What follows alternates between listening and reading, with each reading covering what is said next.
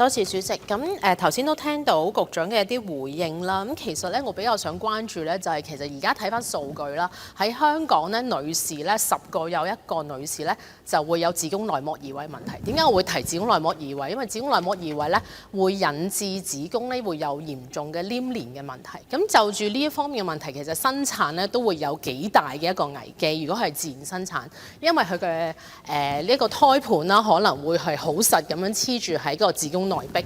咁呢一個咁樣嘅情況咧，其實對產婦咧一路去進行一個自然生產嚟講咧，相對嚟講個壓力係非常之大。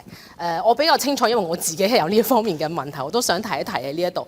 咁所以我自己就好慶幸當時我喺私家醫院，而都同醫生堅持我一定需要開刀。如果唔係嘅話咧，好嚴重嘅之後嘅併發症咧都可能出現。見到局長嘅主體答案入邊咧，其實都提咗頗多咧，就係關於如果係開刀嘅話咧，會有啲咩問題啦。咁其實同時間我都想提一提，就係自然生命亦都有相大嘅一啲危機啦。咁其實生產整件事嚟講咧，都係一個好大一個風險嘅問題。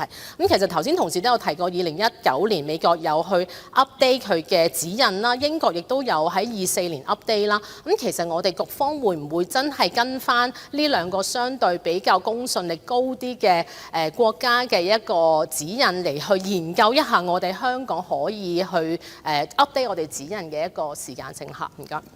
局長。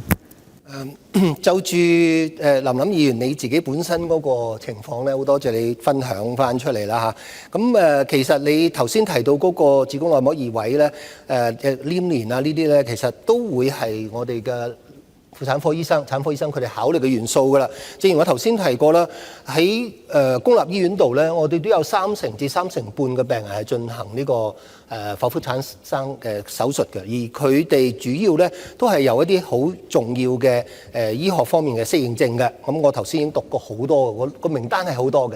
咁我哋嘅產科醫生嘅團隊係會充分咁考慮每一個病人嘅情況，係同佢做嗰個最終嘅抉擇。我喺呢度強調咧，我哋唔係唔做剖腹產嘅個手術嘅，個數字都話俾我哋聽，有接近35%嘅係做剖腹產手術。不過呢啲都係喺有需要嘅。我哋強調咧，喺現有嘅指引入邊咧，基本上大部分都會強調，盡量係唔應該做冇必要嘅剖腹產手術。多謝。